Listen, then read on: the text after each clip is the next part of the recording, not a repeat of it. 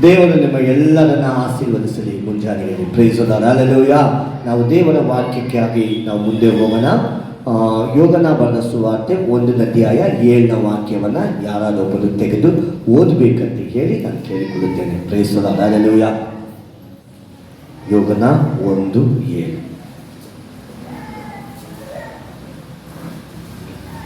ಯೋಗನ ಬರೆದ ಸುವಾರ್ತೆ 1ನೇ ಅಧ್ಯಾಯ 7ನೇ ವಾಕ್ಯ.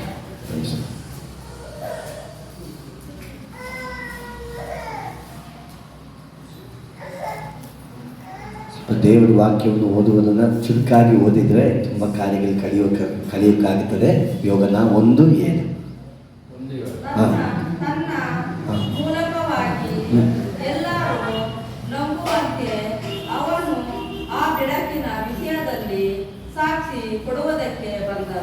Amen. Praise the Lord. Hallelujah. ಬೆಳಕಿನ ವಿಚಾರಕ್ಕಾಗಿ ಸಾಕ್ಷಿಯನ್ನು ಕೊಡುವುದಕ್ಕಾಗಿ ನಮ್ಮ ತಂದೆಯಾದ ದೇವರು ಬಂದಿದ್ದಾರಂತ ಹೇಳುವ ವಿಚಾರವನ್ನ ಇಲ್ಲಿ ನಾವು ಓದುತ್ತಾ ಇದ್ದೀವಿ. ಓಕೆ, ಇವತ್ತು ಮೆಸೇಜಿನ ಒಂದು ತಲೆಬಾರ ಅಂತ ನಾನು ಹೇಳಿದ್ದು ಇಡೀ ಲೋಕದ ಮೇಲೆ ಸಂಭವಿಸುವ ಕಾರ್ಯ. ಸೊ ರಿಚರ್ಡ್ ಬರಬೇಕಾಗ್ತದೆ, ಬಂದು ಬನ್ನಿ. ಓಕೆ, ಇಡೀ ಲೋಕದ ಮೇಲೆ ಸಂಭವಿಸುವ ಕಾರ್ಯ. ಇಡೀ ಲೋಕದ ಮುಂದೆ ಸಂಭವಿಸುವ ಕಾರ್ಯಗಳನ್ನು ತಿಳ್ಕೊಳ್ಳುವುದಕ್ಕೆ ಮುಂಚಿತವಾಗಿ ಮುಂದೆ ಏನು ಸಂಭವಿಸಿತ್ತೋ ಈಗ ನಾವು ಎಲ್ಲಿಗಿದ್ದೀವಿ ಇದು ನಮಗೆ ಗೊತ್ತಾಗಬೇಕು. ಆಗ್ಲೇ ಇನ್ನು ಮುಂದೆ ಇರುವ ಕಾರ್ಯ ಯಾವುದು, ಇನ್ನು ಮುಂದೆ ನಡೆಯುವ ಕಾರ್ಯಗಳು ಯಾವುದು ಅಂತ ಹೇಳುವುದು ನಮ್ಗೆ ಗೊತ್ತಾಗ್ತದೆ.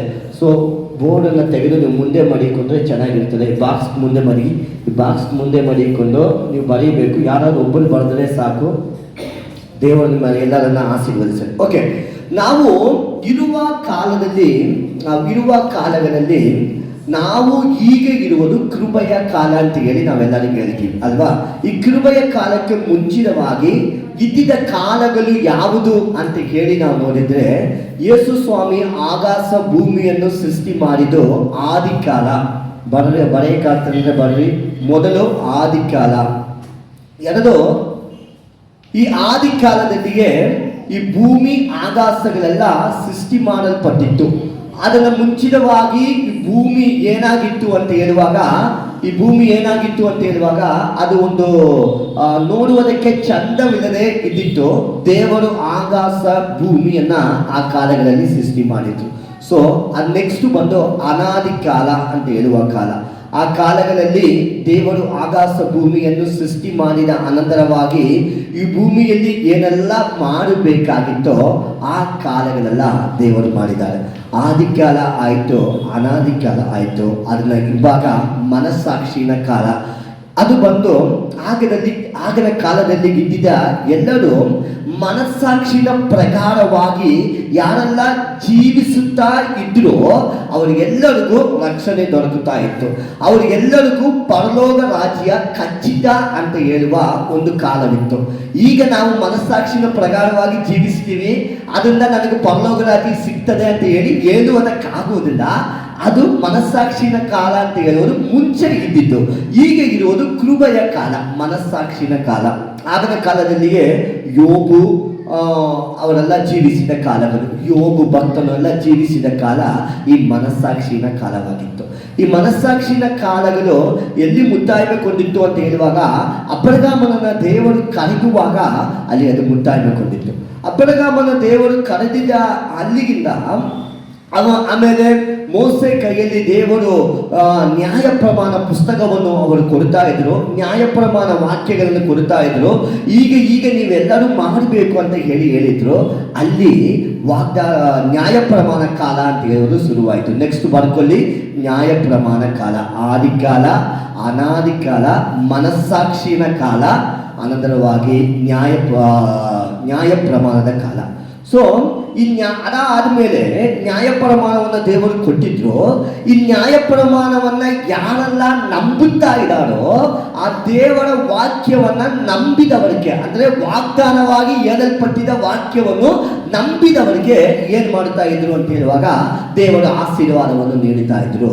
ಅದು ವಾಗ್ದಾನ ಕಾಲವಾಗಿತ್ತು. ವಾಗ್ದಾನ ಕಾಲ. ನೆಕ್ಸ್ಟ್ ಬರ್ಕೊಳ್ಳಿ. ಓಕೆ, ವಾಗ್ದಾನ ಕಾಲ. ಈ ವಾಗ್ದಾನ ಕಾಲ, ಈ ನ್ಯಾಯ ಪ್ರಮಾಣ ಕಾಲ, ಇದೆಲ್ಲ ಎಲ್ಲಿ ಮುಕ್ತಾಯಗೊಂಡಿತ್ತು ಅಂತ ಹೇಳಿ ನೋಡುವಾಗ, ಯೇಸು ಸ್ವಾಮಿ ಈ ಭೂಲೋಕಕ್ಕೆ ಬಂದು ಯೇಸು ಸ್ವಾಮಿ ಮನುಷ್ಯರಾಗಿ ನಿಮಗಾಗಿ ನಮಗಾಗಿ ಪ್ರಾಣವನ್ನು ಕೊಟ್ಟಿದ್ದ ಸಮಯದಲ್ಲಿ ಇದೆಲ್ಲ ಮುಗಿದೋಯ್ತು. ಎಲ್ಲರೂ ಬರೀತಾ ಇದ್ದೀರಾ? ಬರೆಯುವವರು ಬರ್ಕೊಳ್ಳಿ, ಇಲ್ಲಾಂದ್ರೆ ನಮ್ಮ ಲೈವಲ್ಲಿ ನೀವು ನೋಡಿ ಇನ್ನೊಂದು ಸರಿ ಕೇಳಿಕೊಂಡು ನಿಮ್ಮ ಮನೆಗಳಲ್ಲಿ ಅದನ್ನು ಬರ್ಕೋಬಹುದು. ಕರ್ತನು ನಿಮ್ಮನ್ನು ಆಶೀರ್ವಾದ ಮಾಡಲಿ. ಆದಿಕಾಲ, ಅನಾದಿಕಾಲ, ಮನಸ್ಸಾಕ್ಷಿನ ಕಾಲ, ಆಮೇಲೆ ನ್ಯಾಯ ಪ್ರಮಾಣ ಕಾಲ, ವಾಗ್ದಾನದ ಕಾಲ. ಈಗ 5 ಕಾಲಗಳ ಬಗ್ಗೆ ನಾವು ಓದಿದ್ವಿ. ಓಕೆ, ಈಗ ಈ ಎಲ್ಲ ಕಾಲಗಳು ಮುಗಿದ ಅನಂತರವಾಗಿ 6ನೇದಾಗಿ ಕೃಪೆಯ ಕಾಲ ಅಂತ ಹೇಳುವುದು ಶುರುವಾಯಿತು. ಈ ಕೃಪೆಯ ಕಾಲ ಶುರುವಾಗಿದ್ದು ಎಲ್ಲಿ ಅಂತ ನೋಡುವಾಗ, ನಮಗೆಲ್ಲರಿಗೂ ಗೊತ್ತಿದ ಹಾಗೆ ಅಪೊಸ್ತಲರ ಕೃತ್ಯಗಳು 2ನೇ ಅಧ್ಯಾಯ 1ರಿಂದ 6 ವಾಕ್ಯಗಳಲ್ಲಿ ಓದಿದ್ರೆ, ಅಲ್ಲಿ ಶಿಷ್ಯರನ್ನ ದೇವರು ಆರಿಸಿಕೊಳ್ಳುತ್ತಾ ಇದ್ರು. ಶಿಷ್ಯರ ಮೇಲೆ ದೇವರ ಆತ್ಮರ ಮಹಿಮೆ ಇಳಿದು ಬರ್ತಾ ಇತ್ತು. ಅಲ್ಲಿಂದ ಏನು ಶುರುವಾಯಿತು ಅಂತ ಹೇಳುವಾಗ, ಈ ಕೃಪೆಯ ಕಾಲ ಅಂತ ಹೇಳುವುದು ಶುರುವಾಯಿತು. ಈಗ ನಾವು ಇರುವುದು ಯಾವ ಕಾಲದಲ್ಲಿ ಅಂದರೆ, ಈ ಕೃಪೆಯ ಕಾಲದಲ್ಲಿ ಇದ್ದೀವಿ. ನಾವು ಮನಸ್ಸಾಕ್ಷಿನ ಕಾಲದಲ್ಲಿ ಇಲ್ಲ, ವಾಗ್ದಾನ ವಾಕ್ಯಗಳ ಕಾಲದಲ್ಲಿ ಇಲ್ಲ, ನ್ಯಾಯ ಪ್ರಮಾಣವನ್ನು ಅನುಸರಿಸಬೇಕಾಗಿದ್ದ ಆ ಕಾಲಗಳಲ್ಲಿ ಇಲ್ಲ, ಆದಿ ಕಾಲದಲ್ಲಿಯೂ ಇಲ್ಲ, ಅನಾದಿ ಕಾಲದಲ್ಲಿಯೂ ಇಲ್ಲ. ಈಗ ನಾವು ಇರುವುದು ಯಾವುದು? ಕೃಪೆಯ ಕಾಲ. ಎಲ್ಲರಿಗೆ ಹೇಳ್ರಿ, ಕೃಪೆಯ ಕಾಲಗಳಲ್ಲಿ ನೀವು ಇದ್ದೀವಿ. Praise the Lord, hallelujah. ಈ ಕೃಪೆಯ ಕಾಲದಲ್ಲಿ ಬದುಕುವ ನಮಗೆ ಪರಿಶುದ್ಧ ಒಂದೇ ಒಂದು ದಾರಿ, ನಾವು ದೇವರನ್ನು ಮೆಚ್ಚಿಸುವುದಕ್ಕೆ. Praise the Lord, hallelujah. ಮನ ತಿರುಗಿ ಪರಿಶುದ್ಧರಾಗಿ ಬದುಕಬೇಕು. ಈ ಕೃಪೆಯ ಕಾಲದಲ್ಲಿ ಇರುವ ದೇವರ ಮಕ್ಕಳೆಲ್ಲರಿಗೂ ದೇವರು ಕೊಟ್ಟಿದ್ದ ಒಂದು ಆಜ್ಞೆ, ಅದು ನಾವು ಪಾಲಿಸಬೇಕಾಗಿದ್ದ ಒಂದು ಕಾರ್ಯ ಅಂದರೆ ಮನ ತಿರುಗಿ ಪರಿಶುದ್ಧರಾಗಿ ಬಾಳುವುದರ ಮುಖಾಂತರವಾಗಿ ಕರ್ತನನ್ನು ಮೆಚ್ಚಿಸುವುದು. Hallelujah, hallelujah. ನಾವು ಬೇರೆ ಯಾವುದಿಂದಲೂ ಈ ಕೃಪೆಯ ಕಾಲದಲ್ಲಿ ಕರ್ತನನ್ನು ಮೆಚ್ಚಿಸುವುದಕ್ಕಾಗುವುದಿಲ್ಲ. ನನ್ನ ವಾಗ್ದಾನ ವಾಕ್ಯಗಳೆಲ್ಲ ಪ್ರತಿ ವರ್ಷ ತಗೊಂಡು ನಾನು ಓದ್ತೀನಿ, ಈ ವಾಕ್ಯದ ಪ್ರಕಾರವಾಗಿ ದೇವರು ನನ್ನನ್ನು ನಡೆಸುತ್ತಾರೆ ಅಂದ್ರೆ ನಡೆಸುವುದಿಲ್ಲ ಬ್ರದರ್. ನೀವು ಪರಿಶುದ್ಧವಾಗಿ ಜೀವಿಸಿದ್ರೆ ಆ ವಾಗ್ದಾನ ವಾಕ್ಯ ನಿಮ್ಮಲ್ಲಿ ಕೆಲಸ ಮಾಡುತ್ತದೆ, ಇಲ್ಲ ಅಂದ್ರೆ ಆ ವಾಗ್ದಾನ ವಾಕ್ಯ ನಿಮ್ಮಲ್ಲಿ ಕೆಲಸ ಮಾಡುವುದಿಲ್ಲ. ಇದರಿಂದ ನಾನು ಇನ್ನೂ ಕೆಲವೇ ಜನಗಳಿದ್ದಾರೆ, ನಾನು ಮನಸ್ಸಾಕ್ಷಿಗೆ ದ್ರೋಹ ಮಾಡುವುದಿಲ್ಲ, ನನ್ನ ಮನಸ್ಸಾಕ್ಷಿ ಪ್ರಕಾರವಾಗಿ ನಂಬಿಕಸ್ಥರಾಗಿದ್ದೀನಿ, ಸಭೆಗಳಿಗೆಲ್ಲ ನಾನು ಬರುವುದಿಲ್ಲ ಅಂದ್ರೂ ನಾನು ಯಾವ ತಪ್ಪು ಮಾಡುವುದಿಲ್ಲ, ಮನಸ್ಸಾಕ್ಷಿಗೆ ವಿರೋಧವಾಗಿ ನಾನು ತಪ್ಪೇ ಮಾಡ್ತಾ ಇಲ್ಲ, ನನಗೂ ಪರಲೋಕ ರಾಜ್ಯ ಸಿಕ್ತಂತೆ ಹೇಳುವ ಒಂದು ಗುಂಪಿನವರಿದ್ದಾರೆ. ಅವ್ರಿಗೆಲ್ಲ ಸಿಕ್ಕುವುದಿಲ್ಲ. ಯಾಕಂದರೆ ಅವ್ರ ಪಾಪವನ್ನು ಬಿಡಬೇಕು, ಪರಿಶುದ್ಧರಾಗಿ ಜೀವಿಸಬೇಕು. ಅವ್ರು ಪರಿಶುದ್ಧರಾಗಿ ಜೀವಿಸಿದರೆ ಮಾತ್ರ ಅವ್ರಿಗೆ ಅವರಿಗೆ ಪರಲೋಕ ರಾಜ್ಯ ಸಿಗ್ತದೆ. Praise the Lord, hallelujah. ಈ ಕೃಪೆಯ ಕಾಲ ಯಾವಾಗ ಮುಕ್ತಾಯಗೊಳ್ಳುತ್ತದೆ ಅಂತ ಹೇಳಿ ನೋಡಿದರೆ, ಕರ್ತನಾದ ಯೇಸು ಕ್ರಿಸ್ತನು ಈ ಭೂಮಿ ಮೇಲೆ ಬಂದು ರಹಸ್ಯ ಬರೋಣದಲ್ಲಿ ನಮ್ಮನ್ನೆಲ್ಲರೂ ಕರ್ಕೊಂಡು ಹೋಗ್ತಾರಲ್ವಾ, ಅಲ್ಲಿಗೆ ಮುಕ್ತಾಯಗೊಳ್ಳುತ್ತದೆ. ಕೆಲವೇ ಜನಗಳು ಹೇಳ್ತಾ ಇದ್ದಾರೆ ರಹಸ್ಯ ಬರೋಣ ಇಲ್ಲ ಅಂತ ಹೇಳಿ. ಇಲ್ಲ ಪ್ರಿಯವಾದವರೇ, ಮೋಸ ಹೋಗ್ಬೇಡ್ರಿ, ರಹಸ್ಯ ಬರೋಣ ಅಂತ ಹೇಳುವುದು ಇದೆ. ಅದಕ್ಕೆ ದೇವರ ವಾಕ್ಯಗಳ ಆಧಾರವಾಗಿ ನೀವು ಓದಿದ್ರೆ, ಮತ್ತೇಯ 25ನೇ ಅಧ್ಯಾಯ ನಮಗೆಲ್ಲರಿಗೂ ಗೊತ್ತಿದೆ ಅಲ್ವಾ, ಅಲ್ಲಿ ಮದಲಿಂಗತಿಗಳ ಬಗ್ಗೆ ನಾವು ಓದುತ್ತಾ ಇದ್ದೀವಿ. ಮದಲಿಂಗನನ್ನು ನೋಡುವುದಕ್ಕಾಗಿ ಸಿದ್ಧವಾಗಿದ್ದ ಕನ್ನಿಗೆಗಳ ಬಗ್ಗೆ ನಾವು ಅಲ್ಲಿ ಓದುತ್ತಾ ಇದ್ದೀವಿ. 10 ಕನ್ನಿಗೆಗಳು ಅಲ್ಲಿ ಮದಲಿಂಗನನ್ನು ನೋಡುವುದಕ್ಕಾಗಿ ಕಾಯ್ತಾ ಇದ್ರು ಅಂತ ಹೇಳಿ ಓದಿಕೊಳ್ಳಕ್ಕಾಗುತ್ತೆ. ಅಲ್ಲಿ 5 ವ್ಯಕ್ತಿಗಳು ಮಾತ್ರ ಹೋದ್ರು, 5 ವ್ಯಕ್ತಿಗಳು ಹೋಗಿಲ್ಲ ಅಂತ ಹೇಳಿ ನಾವಲ್ಲಿ ಓದಿಕೊಳ್ಳುವುದಕ್ಕೆ ಸಾಧ್ಯವಾಗುತ್ತದೆ. ಆ ಸಂಭವ ಎಲ್ಲ ನಮ್ಗೆ ಗೊತ್ತಿದೆ ಅಲ್ವಾ? ಯಾಕಂದ್ರೆ ಗೊತ್ತಿಲ್ಲ ಸಂಭವಗಳು, ಅದೆಲ್ಲ ನಮಗೆ ಗೊತ್ತಿದೆ ಅಲ್ವಾ? Praise the Lord. ದೇವರು ನಿಮ್ಮೆಲ್ಲರನ್ನ ಆಶೀರ್ವದಿಸಲಿ. ಆಗ ಸಿದ್ಧತೆ ಇರುವವರನ್ನ ದೇವರು ಬಂದು ಕರ್ಕೊಂಡು ಹೋಗ್ತಾರೆ ಅವರೊಂದಿಗೆ ಅಂತ ಹೇಳುವುದಕ್ಕೆ ಈ ಮತ್ತೇ 25ನೇ ಅಧ್ಯಾಯ ಒಂದು ಆಧಾರವಾಗಿದೆ. 1 ಥೆಸಲೋನಿಕೆ ಬರೆದ ಪತ್ರಿಕೆ 4ನೇ ಅಧ್ಯಾಯ 15ರಿಂದ 17 ತನಕ ಯಾರಾದೊಬ್ಬರು ಓದ್ತೀರಾ? 1 ಥೆಸಲೋನಿಕೆ ವಾಕ್ಯಗಳು ಕೂಡ ಬರೆ. 1 ಥೆಸಲೋನಿಕೆ ಬರೆದ ಪತ್ರಿಕೆ 4:15ರಿಂದ 17. 1 ಥೆಸಲೋನಿಕೆಯ 4:15ರಿಂದ 17. Praise the Lord, hallelujah. Okay, praise the Lord. ಯಾರಾದೊಬ್ಬರು ಓದ್ತೀರಾ? ಓದುವುದಕ್ಕೆ ನೀವು ಲೇಟ್ ಮಾಡ್ತೀರಂತ ಓದಿ. ಕರ್ತನಾದ ಯೇಸು ಕ್ರಿಸ್ತನಲ್ಲಿಯೂ ಇರುವ ಥೆಸಲೋನಿಕ 1 ಥೆಸಲೋನಿಕೆ ಬರೆದ ಪತ್ರಿಕೆ 4ನೇ ಅಧ್ಯಾಯ 15 ಓದ್ತಾ. ಓಕೆ, ಅಲ್ಲಿ ಏನಿದೆ ಅಂದ್ರೆ ಕರ್ತನು ತಾನೇ ಈ ಭೂಮಿಗೆ ಅವರು ತುತ್ತೂರಿ ಶಬ್ದಗಳಿಂದ ಅವರು ಇಳಿದು ಬರ್ತಾರೆ. ಇಳಿದು ಬರುವಾಗ ಕ್ರಿಸ್ತನಲ್ಲಿ ನಿದ್ದೆ ಹೊಂದಿದ ಜನರನ್ನ ಮೊದಲದಾಗಿ ಎಬ್ಬಿಸುತ್ತಾರೆ. ಅವರು ಎಬ್ಬಿಸಿ ಅವರ ಜೊತೆಯಲ್ಲಿ ಕರ್ಕೊಂಡು ಹೋಗ್ತಾರೆ. ಈ ಮಾತಿನಿಂದ ಒಬ್ಬೊಬ್ಬರನ್ನ ಸಂತೈಸಿರಿ ಅಂತ ಹೇಳಿ ಆ ವಾಕ್ಯದಲ್ಲಿ ಓದಿಕೊಳ್ಳಲಾಗ್ತದೆ. ಈ ವಾಕ್ಯ ಕರ್ತನು ರಹಸ್ಯವಾಗಿ ಬರ್ತಾರೆ ಅಂತ ಹೇಳುವುದಕ್ಕೆ ಸೂಚನೆಯಾಗಿರುವ ವಾಕ್ಯ. Praise the Lord. Hallelujah, hallelujah. ಯಾರೂ ಹೇಳುವುದಕ್ಕಿಲ್ಲ ರಹಸ್ಯ ಬರೋಣ ಇಲ್ಲ ಅಂತ ಹೇಳಿ. ತಮಿಳುನಾಡಲ್ಲಿ ನಮ್ಮ ಪಾಸ್ಟ್ರು ಅವರು ಸಭೆಯಲ್ಲಿ ಪ್ರಸಂಗ ಮಾಡುತ್ತಾ ಇದ್ರು, ರಹಸ್ಯ ಬರೋಣ ಇಲ್ಲ ಅಂತ ಹೇಳಿ. ನಾನು ಯಾವಾಗಲೂ ತಿರುಗಿ ಬಿಟ್ಬಿಡ್ತೀನಿ, ತಿರುಗಿ ಮಾತಾಡ್ಬಿಡ್ತೀನಿ. ಅದರಿಂದ ಅವ್ರ ಹತ್ರ ತಿರುಗಿ ಮಾತಾಡ್ಬೇಕಂತ ಮನಸ್ಸು ಬಂದಿತ್ತು. ಇಲ್ಲಾಂದ್ರೆ ನಾನು ಯಾವಾಗಲೂ ಕೋಪ ಮಾಡಿಕೊಳ್ತೀನಿ ಅಂತ ಹೇಳುವ ಒಂದು ಕೆಟ್ಟ ಮನಸ್ಸು ಬಂದ್ಬಿಡುತ್ತದೆ ಅಂತೇಳಿ ಅವ್ರ ಹತ್ರ ಮಾತಾಡಿಲ್ಲ. ಅವರು ಇಲ್ಲಿ ಐವನ್ನ ನೋಡಿದ್ರೆ ದೇವರವ್ರನ್ನ ಆಶೀರ್ವದಿಸಲಿ. ಹಲ್ಲೆಲೂಯಾ. ರಹಸ್ಯ ಬರೋಣ ಇಲ್ಲ ಅಂತ ಹೇಳಿ ಇಲ್ಲ, ரகசியவருகை இல்லை என்று சொல்லி இல்லை, ரகசிய வருகை இருக்கிறது. அதற்கு ஆதார வாக்கியமே 1 தெசலோனிக்கேயர் பத்திரிகை 4வது அதிகாரம் 15 17 ವಚನ ವರೆ.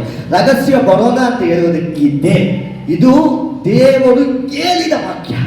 ಓಕೆ, ಈ ರಹಸ್ಯ ಬರೋಣದಲ್ಲಿ ದೇವರು ನಮ್ಮನ್ನು ಬಂದು ಕರ್ಕೊಂಡು ಹೋಗುವಾಗ ಏನಾಗುತ್ತದೆ ಅಂತ ಹೇಳುವಾಗ ಈ ಕೃಪೆಯ ಕಾಲ ಅಂತ ಹೇಳುವುದು ಮುಕ್ತಾಯಗೊಳ್ಳುತ್ತದೆ. Praise the Lord. ಹಲ್ಲೆಲೂಯಾ. ಸರಿ, ಕೃಪೆಯ ಕಾಲ ಮುಕ್ತಾಯಗೊಂಡ್ರೆ ಅಷ್ಟೇನಾ ಅಂತ ನೋಡಿದ್ರೆ ಇಲ್ಲ ಪ್ರಿಯವಾದವರೇ. ಇದಕ್ಕೆ ಮುಂಚೆ ನಡೆಯುವ ಕಾರ್ಯಗಳು ತುಂಬಾ ಇದೆ. ಅದನ್ನ ನಾವು ತಿಳ್ಕೋಬೇಕು. ತಿಳಿಕೊಳ್ಳುವಾಗಲೇ ದೇವರ ಮಕ್ಕಳುಗಳು ನಾವು ಜ್ಞಾನವಂತರಾಗಿ ಬುದ್ಧಿವಂತರಾಗಿ ಬದುಕುವುದಕ್ಕೆ ಸಾಧ್ಯ. ಇವತ್ತಿನ ಕಾಲಗಳಲ್ಲಿ ಅದ್ರ ಬಗ್ಗೆ ಇರುವ ಪರಿಜ್ಞಾನ ಒಂದು ಚೂರು ವಿಶ್ವಾಸಗಳಿಕ್ಕಿಲ್ಲ. ಸೇವೆ ಮಾಡುವ ನಮಗೂ ಕೂಡ ಒಂದೊಂದು ಟೈಮ್ಗಳಲ್ಲಿ ಅದರ ಬಗ್ಗೆ ಇರುವ ಐಡಿಯಾ ಇಲ್ಲ. ಅದರಿಂದ ನಾವು ತಿಳ್ಕೊಳ್ಳೋಣ. ಕರ್ತನು ನಿಮ್ಮನ್ನು ಆಶೀರ್ವದಿಸಲಿ. ಸರಿ, ಕೃಪೆಯ ಕಾಲಗಳು ಮುಗಿದು ಹೋಗುವಾಗ ಏನಪ್ಪಾ ನಡೆಯುತ್ತದೆ ಅಂದ್ರೆ ಉಪದ್ರವ ಕಾಲ ಅಂತ ಹೇಳುವ ಕಾಲ ಬರುತ್ತದೆ. ಬರ್ಕೊಳ್ಳಿ. ದಿಸಂತ ಎಲ್ಲ ಕೆಳಗಡೆ ಬರೀಬೇಕಂತಿಲ್ಲ, ಮೇಲ್ಗಡೆ ಇರುವುದನ್ನು ಅಳಿಸ್ಬಿಟ್ಟು ಕೂಡ ಮೇಲೇನೆ ಬರೆ ಎಲ್ಲರೂ ನೋಡ್ಬೇಕು. ಅದಕ್ಕೆ ಮೇಲೆ ಇರುವುದನ್ನು ಅಳಿಸ್ಬಿಡು. ಉಪದ್ರವ ಕಾಲ ಬರೆದಿಟ್ಟುಕೊಳ್ಳಿ. ಉಪದ್ರವ ಕಾಲ ಅಂತ ಹೇಳುವುದು ಸಂಭವಿಸುತ್ತದೆ. ಇದು ಯಾವಾಗ ಸಂಭವಿಸುವುದೇನೆ? ದೇವರು ನಮ್ಮ ಎಲ್ಲರನ್ನ ಬಂದು ಕರ್ಕೊಂಡು ಹೋಗ್ತಾರೆ. ಕರ್ಕೊಂಡು ಹೋದ್ಮೇಲೆ ಈ ಉಪದ್ರವ ಕಾಲ ಅಂತ ಹೇಳುವುದು ಭೂಮಿಯಲ್ಲಿ ಸಂಭವಿಸುತ್ತದೆ. ಒಬ್ಬೊಬ್ಬರು ಹೇಳ್ತಾರೆ ಉಪದ್ರವ ಕಾಲಗಳಲ್ಲಿ ನಾವೆಲ್ಲ ಭೂಮಿ ಮೇಲೆ ಇರ್ತೀವಿ ಅಂತ ಹೇಳಿ. ಇಲ್ಲ ಪ್ರಿಯವಾದವರೇ, ನೀವು ನಂಬಿಕಸ್ಥರಾಗಿ ಇದ್ಬಿಟ್ರೆ ಉಪದ್ರವ ಕಾಲದಲ್ಲಿ ನೀವು ಈ ಭೂಮಿ ಮೇಲೆ ಇರುವುದಿಲ್ಲ. ದೇವರು ನಿಮ್ಮನ್ನ ಪರಲೋಕಕ್ಕೆ ಕರ್ಕೊಂಡು ಹೋಗ್ಬಿಡ್ತಾರೆ. ಹಲ್ಲೆಲೂಯಾ. ಉಪದ್ರವ ಕಾಲಗಳು ನಮಗೆ ಬರುವುದಿಲ್ಲ. ಆದ್ರೆ ನಾವು ಒಂದು ವೇಳೆ ಸಿದ್ಧತೆ ಇಲ್ಲದವರಾಗಿದ್ರೆ, ನಾವು ಪಾಪವನ್ನು ಮಾಡುವುದಕ್ಕೆ ಪ್ರಯತ್ನ ಪಟ್ಟುಕೊಂಡು ಪಾಪವನ್ನೇ ಮಾಡಿಕೊಂಡು ಪಾಪಕ್ಕೆ ಪ್ರಾಮುಖ್ಯವನ್ನು ಕೊಟ್ಟುಕೊಂಡಿದ್ರೆ ಉಪದ್ರವ ಕಾಲದಲ್ಲಿ ನೀವು ಇರ್ತೀರಾ. ಅದರಿಂದ ಉಪದ್ರವ ಕಾಲದಲ್ಲಿ ನೀವು ಇರಬೇಕು ಅಂತ ಹೇಳಿ ಯಾರಾದರೂ ಇರ್ತೀವಿ ಅಂತ ಹೇಳಿ ಯಾರಾದರೂ ಹೇಳಿದ್ರೆ ಅದು ಸುಳ್ಳು. ದೇವರ ವಾಕ್ಯ ಅದನ್ನು ಹೇಳುವುದಿಲ್ಲ. ಉಪದ್ರವ ಕಾಲ ಅಂತ ಹೇಳುವ ಈ ಕಷ್ಟದ ಕಾಲದಲ್ಲಿ ನೀವು ಯಾರು ಇರುವುದಿಲ್ಲ. Praise the Lord. ಹಲ್ಲೆಲೂಯಾ. ನಂಬಿಕಸ್ಥರಾಗಿದ್ರೆ ನೀವು ಇರುವುದಿಲ್ಲ. ಹಲ್ಲೆಲೂಯಾ ಹೇಳಕ್ಕಾಗ್ತದ? ಯಾಕಂದ್ರೆ ಕಷ್ಟ ನಮಗೂ ಬರುವುದಿಲ್ಲ, ದೇವರೊಂದಿಗೆ ನಾವು ಇರ್ತೀವಿ. Hallelujah, hallelujah. Praise the Lord. Hallelujah. ಉಪದ್ರವ ಕಾಲದಲ್ಲಿ ಏನ್ ನಡೆಯುತ್ತಂದ್ರೆ, ಅಂತಿಕ್ರಿಸ್ತನು ಅಂತ ಹೇಳುವವನು ಅವನ ಸಿದ್ಧತೆ, ಅವನು ಬಂದು ರಾಜನಾಗಿ ಬರುವುದಕ್ಕಾಗಿ ಅವನು ತನ್ನ ರಾಜ್ಯ ಭಾರವನ್ನ ಈ ಭೂಮಿಯಲ್ಲಿ ನಿಲ್ಲಿಸುವುದಕ್ಕಾಗಿನೂ ಅವನು ಪ್ರಯತ್ನ ಪಡ್ತಾನೆ. ಅವನು ಪ್ರಯತ್ನ ಪಡುವಾಗ ಫಸ್ಟ್ ಮೂರುವರೆ ವರ್ಷ ಕಾಲ 7 ವರ್ಷದಲ್ಲಿ ಫಸ್ಟ್ 3.5 ವರ್ಷ ಕಾಲ ಇವರಿಗೆಲ್ಲರಿಗೂ ತುಂಬಾ ಸಹಾಯ ಮಾಡ್ತಾನೆ. ಸಹಾಯ ಮಾಡಿ ಅವನು ಏನ್ ಮಾಡುತ್ತಾನೆ ಅಂದ್ರೆ ಎಲ್ಲರನ್ನ ಅವನ ವಶಕ್ಕೆ ತರುವುದಕ್ಕೆ ಪ್ರಯತ್ನ ಪಡ್ತಾನೆ. ಯಾರೆಲ್ಲ ಅವ್ರ ಮಾತು ಕೇಳಿಲ್ವೋ ಅವರೆಲ್ಲ ಸಾಯಿಸುವುದಕ್ಕೂ ಪ್ರಯತ್ನ ಪಡ್ತಾನೆ. ಈಗ ಇಸ್ರಾಯೇಲ್ ಜನರನ್ನ ಬಿಟ್ಟು ಬೇರೆ ಯಾರೆಲ್ಲ ಈ ಭೂಮಿಯಲ್ಲಿ ಈ ಕಷ್ಟ ಕಾಲಗಳಲ್ಲಿ ಇರ್ತಾರೋ, ಉಪದ್ರವ ಕಾಲಗಳಲ್ಲಿ ಇರ್ತಾರೋ, ಅವರಿಗೆ ಈ 3.5 ವರ್ಷ ಇದಲ್ವಾ, ಮೊದಲ 3.5 ವರ್ಷ, 7 ವರ್ಷದಲ್ಲಿ ಮೊದಲ 3.5 ವರ್ಷದಲ್ಲಿ ಒಂದು ವೇಳೆ ನೀವು ಅಂಟಿಕ್ರೈಸ್ತಕ್ಕೆ ಎದುರಾಗಿ ನಿಂತುಕೊಂಡು ಒಂದು ವೇಳೆ ನಿಮ್ಮ ಪ್ರಾಣ ನೀವು ಬಿಟ್ಟು ರಕ್ತ ಸಾಕ್ಷಿಯಾಗಿ ಅವನು ನಿಮ್ಮನ್ನು ಸಾಯಿಸಿದ್ರೆ ನೀವು ಪರಲೋಕ ಬರುವುದಕ್ಕೆ ಒಂದು ಚಾನ್ಸ್ ಇರ್ತದೆ. ಇಲ್ಲ ಅಂದ್ರೆ ನೀವು ನಾನು ಹೇಳಿದ್ದು ಆಂಟಿಕ್ರಿಸ್ತನ ಕೈ, ಅವನ ಆಂಟಿಕ್ರಿಸ್ಟ್ ಬರ್ತಾನೆ, ಅವನ ಕೈಯಲ್ಲಿ ಸಾಯಬೇಕಾಗಿದ್ದ ಒಂದು ಪರಿಸ್ಥಿತಿ ಇದ್ದರೆ ಮಾತ್ರನೇ ನಾವು ಪರಲೋಕಕ್ಕೆ ಬರುವುದಕ್ಕಾಗುತ್ತದೆ ಕೃಪೆಯ ಕಾಲದಲ್ಲಿ ಇರುವವರಿಗೆ. ಸರಿ, ಹಾಗೆ ಆ 7 ವರ್ಷ ಕಾಲದಲ್ಲಿ 3 ವರ್ಷ ಕಾಲ ಅನಂತರವಾಗಿ ಇವನು ಯೂದೆಯ ಜನಕ್ಕೆ, ದೇವರ ಮಕ್ಕಳಿಗೆ ಭಾರಿ ಸಹಾಯ ಮಾಡ್ತಾನೆ. ಯೂದೆಯ ಜನಕ್ಕೆ ಭಾರಿ ಸಪೋರ್ಟ್ ಮಾಡ್ತಾನೆ. ಏನಕ್ಕೆ ಸಪೋರ್ಟ್ ಮಾಡ್ತಾನಂದ್ರೆ, ಅವನು ಯೆರೂಸಲೇಮಲ್ಲಿ ದೇವರ ಆಲಯ ಕಟ್ಟಲ್ಪಡುವುದಕ್ಕಾಗಿ ಸಪೋರ್ಟ್ ಮಾಡ್ತಾನೆ. ಯಾವುದಕ್ಕೆ ಸಪೋರ್ಟ್ ಮಾಡ್ತಾನೆ ಹೇಳಿ? ಯೆರೂಸಲೇಮಲ್ಲಿ ದೇವರ ಆಲಯ ಕಟ್ಟಲ್ಪಡಬೇಕು, ಅದಕ್ಕೆ ಸಪೋರ್ಟ್ ಮಾಡ್ತಾನೆ.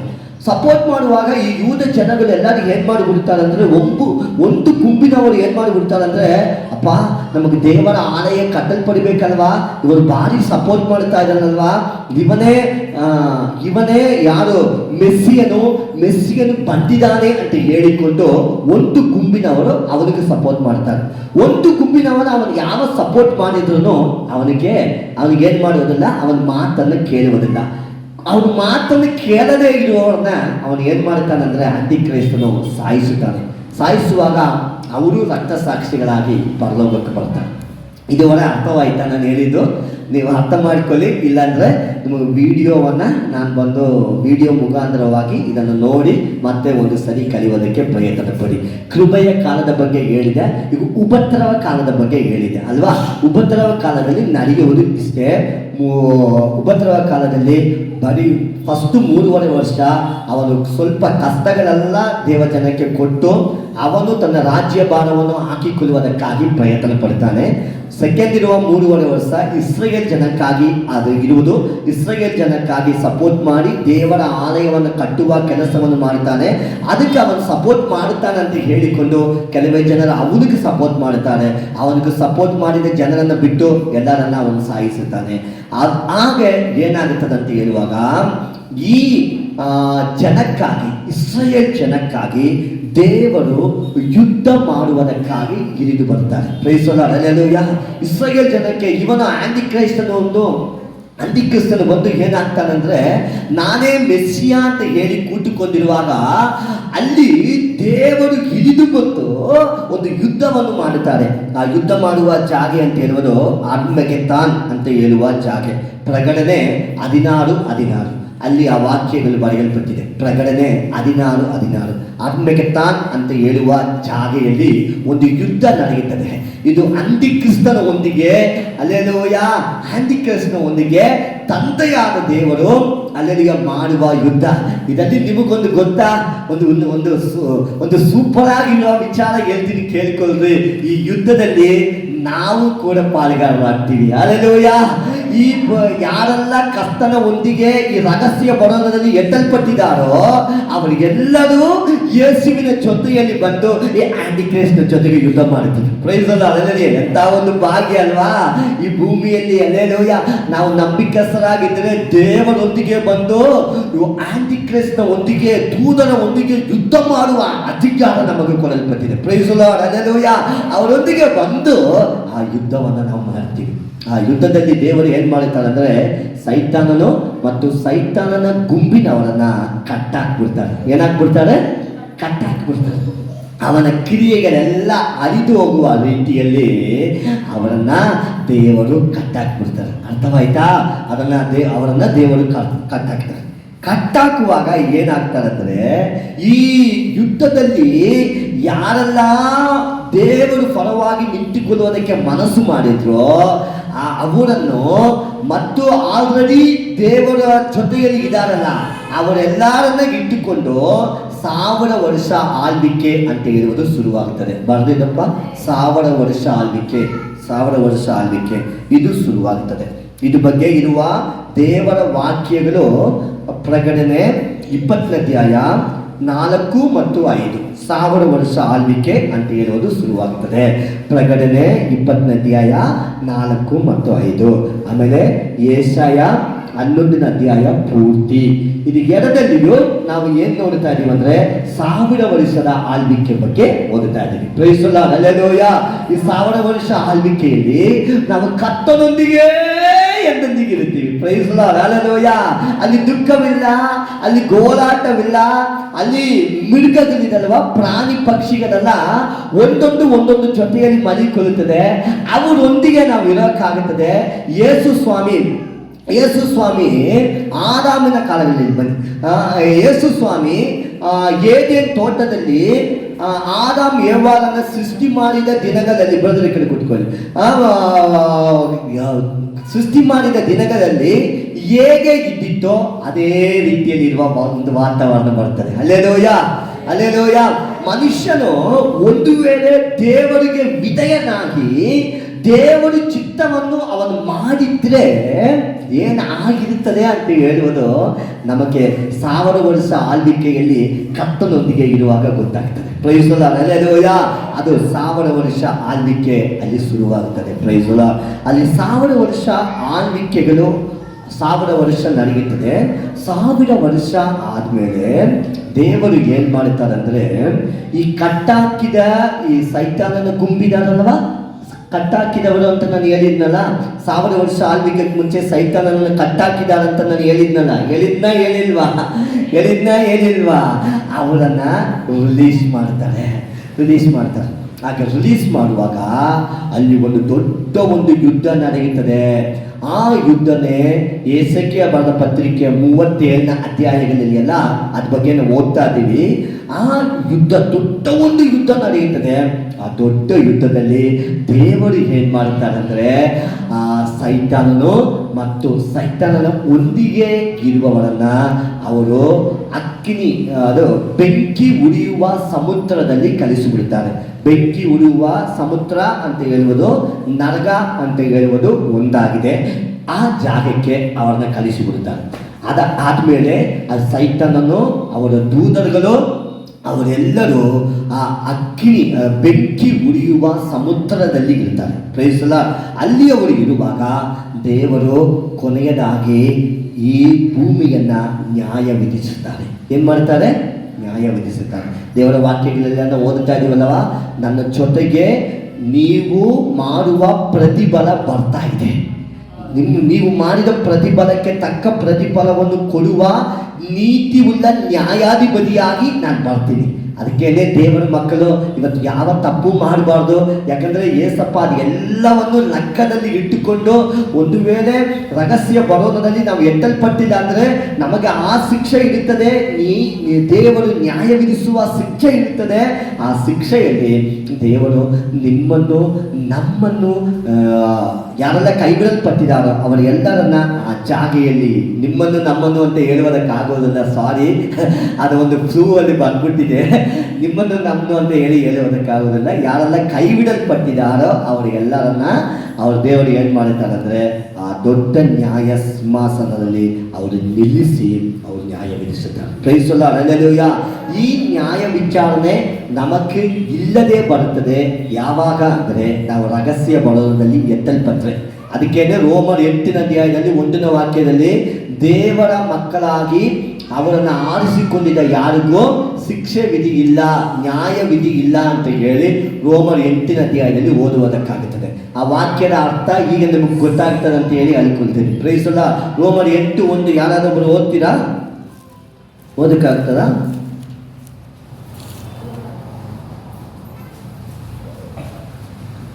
ಎಂಟು ಒಂದು.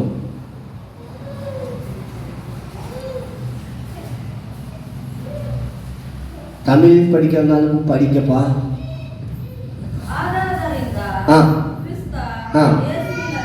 ಕ್ರಿಸ್ತ ಯೇಸುವಿನಲ್ಲಿ ಇರುವವರಿಗೆ ಅಮ್ಮ ಇನ್ನೊಂದ್ಸರಿ ನನಗೆ ಅರ್ಥವಾಗುವ ರೀತಿಯಲ್ಲಿ ಹೇಳಿ.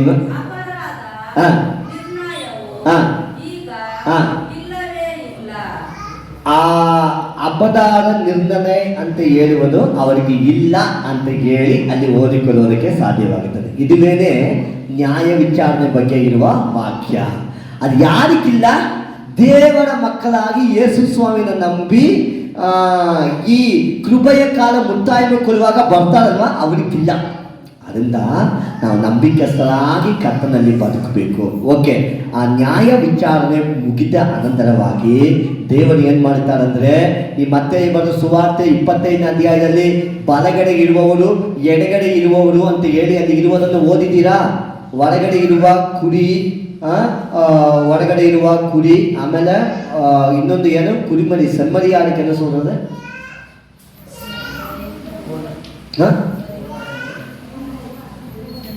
ಆಡು ಕುರಿಮರಿಯ, ಆಡು ಕುರಿಮರಿ, ಕುರಿಗಳು ಆಡು ಅಲ್ವಾ? ಈ ಆಡುಗಳನ್ನ ಅವರು ನರಗಕ್ಕನೋ ಕುರಿಮರಿಗಳನ್ನ ಅವರು ಕಡೆಯನ್ನು ಎತ್ತಿಕೊಳ್ತಾರೆ ಅಂತ ಹೇಳಿ ಆ ಮತ್ತೆ ಬರೆದ ಸುವಾರ್ತೆ 25ನೇ ಅಧ್ಯಾಯ ಕೊನೆಯಲ್ಲಿ ನಾವು ಓದುವ ವಾಕ್ಯಗಳು ಸಂಭವಿಸುತ್ತದೆ. ಆಗ ಅವರೊಂದಿಗೆ ಈ ಭೂಮಿಯಲ್ಲಿ ನಂಬಿಕಸ್ಥರಾಗಿ ಆಗಿನ ಕಾಲದಲ್ಲಿ ಇದ್ದಿದ್ದವರು, ಈ ಯುದ್ಧ ಮಾಡುವ ಟೈಮಿನಲ್ಲಿ ಇದ್ದಿದ್ದವರು, ಅವರಿಗೆಲ್ಲರೂ ಏನು ಮಾಡ್ತಾರೆ ಅಂದರೆ ಕರ್ತನೊಂದಿಗೆ ಬರ್ತಾರೆ. Praise the Lord, hallelujah. ಹಾಗಾದ್ರೆ ಎಲ್ಲ ಯಾರಿಗೆ ಸಂಭವಿಸಿದೆ ಅಂದರೆ ಇಸ್ರಾಯೇಲ್ ಜನಕ್ಕೆ, ದೇವರು ಮಕ್ಕಳಾಗಿರುವ ಇಸ್ರಾಯೇಲ್ ಜನಕ್ಕೆ. ನಮಗಲ್ಲ, ನಮಗೂ ಒಂದೇ ಒಂದು ಚಾನ್ಸ್ ಇರುವುದು ಈ ಕೃಪೆಯ ಕಾಲ ಅಂತ ಹೇಳುವುದು ಮುಕ್ತಾಯ ಕೊಲ್ಲುವುದಕ್ಕೂ ಮುಂಚಿತವಾಗಿ ನಾವು ದೇವರನ್ನ ಕಂಡುಕಬೇಕು. ಹಲ್ಲೆಲೂಯಾ. ಅದು ಯಾವತ್ತು ಮುಕ್ತಾಯ ಕೊಲ್ತದೆ ಅಂತ ಹೇಳಿದ್ರೆ ಅದು ಯಾರಿಗೂ ಗೊತ್ತಿಲ್ಲ. ಇದೋ ಬೇಗ ಬರ್ತೀನಿ ಅಂತ ಹೇಳಿಯೇ ದೇವರಿಗೆ ಹೇಳಿದ್ದಾರೆ. ನಾಳೆ ಕೂಡ ಬರ್ಬೋದು, ಇವತ್ತೇ ಬರ್ಬೋದು, ಇನ್ನು 10 ವರ್ಷ ಬಿಟ್ಟು ಬರ್ಬೋದು, ಅದು ನಮಗೂ ಗೊತ್ತಿಲ್ಲ. ಯಾವಾಗ ಕರ್ತನು ಬರ್ತಾನೋ ಆಗ ಎತ್ತಲ್ಪಡುವ ರೀತಿಯಲ್ಲಿ, ಅವರೊಂದಿಗೆ ಹೋಗುವ ರೀತಿಯಲ್ಲಿ ನಾವು ಇರಬೇಕು. ಅದಕ್ಕಾಗಿಯೇ ಯೇಸು ಸ್ವಾಮಿಯನ್ನು ನಂಬಿ ಅಂತ ನಾನು ಹೇಳ್ತಾ ಇದ್ದೀನಿ. ಯಾವ ಮದಗಳು ನಮಗೆ ಹೇಳಿಕೊಡ್ತಾ ಇಲ್ಲ, ಯಾವ ಮದಗಳು ಯೇಸು ಸ್ವಾಮಿ ಬಂದು ನಮ್ಮನ್ನು ಕರ್ಕೊಂಡು ಹೋಗ್ತಾರಂತ ಹೇಳುವ, ಸ್ವಾಮಿ ಬಂದು ಕರ್ಕೊಂಡು ಹೋಗ್ತಾರಂತ ಹೇಳಿ ಹೇಳ್ತಾ ಇಲ್ಲ. ಆದರೆ ಕ್ರಿಸ್ಟಿಯನ್ ಮತದಲ್ಲಿ ಮಾತ್ರ ಅದು ನಡೆಯುತ್ತದೆ ಅಂತ ಹೇಳಿ ಯೇಸಪ್ಪ ಅವರು ಹೇಳಿಕೊಡ್ತಾ ಇದ್ದಾರೆ. ಅದರಿಂದಲೇ ಈ ಕ್ರಿಸ್ಟಿಯನ್ ಅಂತ ಹೇಳುವುದು ಮತವಲ್ಲ, ಇದೊಂದು ಮಾರ್ಗ, ನೀವೆಲ್ಲರೂ ಹೋಗಬೇಕಾಗಿದ್ದ ದಾರಿ. ಅದರಿಂದ ನೀವು ಇದರಲ್ಲಿ ಬನ್ನಿರಿ ಅಂತ ಹೇಳಿ ನಾವು ನಿಮಗೆ ಹೇಳ್ತಾ ಇರೋದು. ಯಾಕಂದರೆ ಬಂದಿಲ್ಲ ಅಂದರೆ ನಾವು ರಹಸ್ಯ ಬರೋದ್ರಲ್ಲಿ ದೇವರು ನಮ್ಮನ್ನು ಬಿಟ್ಟು ಹೋಗ್ತಾರೆ. ಆಮೇಲೆ ನ್ಯಾಯ ವಿಚಾರಣೆ ಇರ್ತದೆ, ಅದರಲ್ಲಿಯೂ ನಾವು ಮಿಸ್ ಮಾಡಿಕೊಂಡ್ರೆ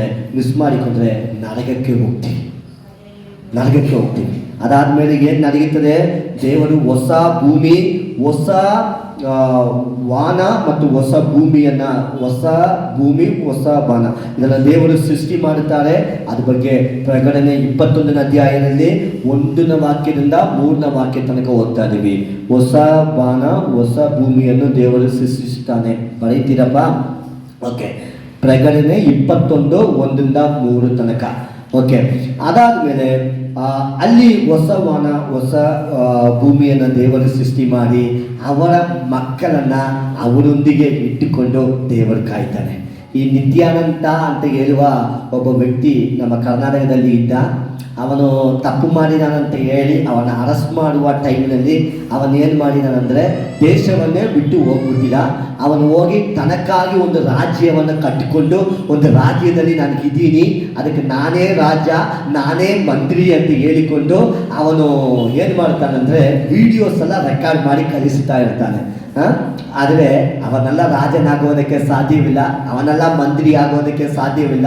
ನಿತ್ಯಾನಂದ ಯೋಚನೆ ಮಾಡುವುದಲ್ಲ ಕೆಲವೇ ದಿನಗಳಷ್ಟೇನೆ, ಅವನ ಪ್ರಾಣ ಮುಗಿತು ಅಂದರೆ ಅಷ್ಟೇನೆ. ಆದರೆ ಎಂದೆಂದಿಗೂ ಅಲಿಗದೇ ಇರುವ ರಾಜ್ಯವನ್ನು ದೇವರು ನಿಮಗಾಗಿ ನಮಗಾಗಿ ಸೃಷ್ಟಿ ಮಾಡುತ್ತಾರೆ. Praise the Lord, hallelujah. ಅಲ್ಲಿ ಕೊನೆಯದಾಗಿ ನಿತ್ಯವಾಗಿ ನಾವು ಯೇಸಪ್ಪ ಒಂದಿಗೆ ಜೀವಿಸುವ ಭಾಗ್ಯ ನಮಗೆ ಸಿಗ್ತದೆ. Praise the Lord, hallelujah. ಇದು ಇಡೀ ಭೂಮಿ ಮೇಲೆ ನಡೆಯಕ್ಕಿರುವ ಕಾರ್ಯ. ಎಷ್ಟು ಜನಕ್ಕೆ ಅರ್ಥವಾಗಿತ್ತು? ಮತ್ತೊಂದು ಸರಿ ಹೇಳ್ತೀನಿ, ನಾವು ಈಗ ಇರುವುದು ಕೃಪೆಯ ಕಾಲ. ಇನ್ನು ಮುಂದೆ ನಡೆಯುವುದು, ಅಲ್ಲಿ ಆ ಪಾಯಿಂಟ್ ಮೇಲೆ ಕೈ ಇಟ್ಕೊಂಡು ತೋರಿಸಪ್ಪ. ಕೃಪೆಯ ಕಾಲದಲ್ಲಿ ನಾವಿದ್ದೀವಿ. ಇನ್ನು ಸಂಭವಿಸುವುದು ಉಪದ್ರವ ಕಾಲ. ಯಾವ ಕಾಲ? ಉಪದ್ರವ ಕಾಲ. ಅದಾದಮೇಲೆ ಅರ್ಮೆಗೆಟ್ಟನ್ ಯುದ್ಧ ಅಂತ ಹೇಳುವುದು ಶುರುವಾಗುತ್ತದೆ. ಅದಾದಮೇಲೆ ಅರ್ಮೆಗೆಟ್ಟನ್ ಯುದ್ಧದಲ್ಲಿ ಹಲ್ಲೆಲೂಯಾ ಅಂತ್ಯಕ್ರಿಸ್ತನ ಒಂದಿಗೆ ದೇವರು ಜಗಳ ಮಾಡಿ, ಅದು ಯುದ್ಧ ಮಾಡಿ ದೇವರ ಜನಕ್ಕೆ ವಿರೋಧವಾಗಿರುವವರನ್ನು ಎಲ್ಲ ಸಾಯಿಸುತ್ತಾರೆ. ಅದಾದ ಮೇಲೆ 1000 ವರ್ಷ ಆಳ್ವಿಕೆ ಅಂತ ಹೇಳುವುದು ಶುರುವಾಗುತ್ತದೆ. ಅಲ್ಲಿ ಅದಕ್ಕೆ ಮುಂಚಿತವಾಗಿಯೇ ದೇವರು ಏನು ಮಾಡ್ತಾರೆ ಅಂತ ಹೇಳಿ ನಾವು ನೋಡುವಾಗ ಈ ಸೈತಾನನನ್ನು ಕಟ್ಟಾಕುವ ಕೆಲಸಗಳೆಲ್ಲ ನಡೆಯುತ್ತದೆ. ಅದಾದ ಮೇಲೆ 1000 ವರ್ಷ ಆಳ್ವಿಕೆ ಶುರುವಾಗುತ್ತದೆ. ಅದಾದ ಮೇಲೆ ನ್ಯಾಯ ವಿಧಿ ಅಂತ ಹೇಳುವುದು ಎಲ್ಲರಿಗೂ ಬರುತ್ತದೆ. ಅದರ ಅನಂತರವಾಗಿ ಹೊಸ ಬಾನ ಹೊಸ ಭೂಮಿಯನ್ನು ದೇವರು ಸೃಷ್ಟಿ ಮಾಡುತ್ತಾರೆ. ಅನಂತರವಾಗಿ ನಾವು ಕರ್ತನೊಂದಿಗೆ ಇರುವ ಭಾಗ್ಯವನ್ನು, ನಿತ್ಯ ಜೀವವಾಗಿ ನಾವು ಕರ್ತನೊಂದಿಗೆ ಇರುವ ಭಾಗ್ಯವನ್ನು ಅನುಗ್ರಹಿಸಕ್ಕಾಗ್ತದೆ. ಇದುವೇ ಇನಿ ಮುಂದೆ ನಮ್ಮ ಭೂಮಿ ಮೇಲೆ ನಡೆಯುತ್ತಿರುವ ಕಾರ್ಯ. ಇದೆಲ್ಲ ನಿಮಗೆ ಅರ್ಥವಾಗಿಲ್ಲ ಅಂದ್ರೂ ಪರವಾಗಿಲ್ಲ, ಒಂಚೂರು ಅರ್ಥವಾಗಿದಲ್ವಾ? ಏನೋ ಒಂಚೂರು ನಿಮಗೆ ಅರ್ಥವಾಗಿದಲ್ವಾ? ಆ ಚೂರು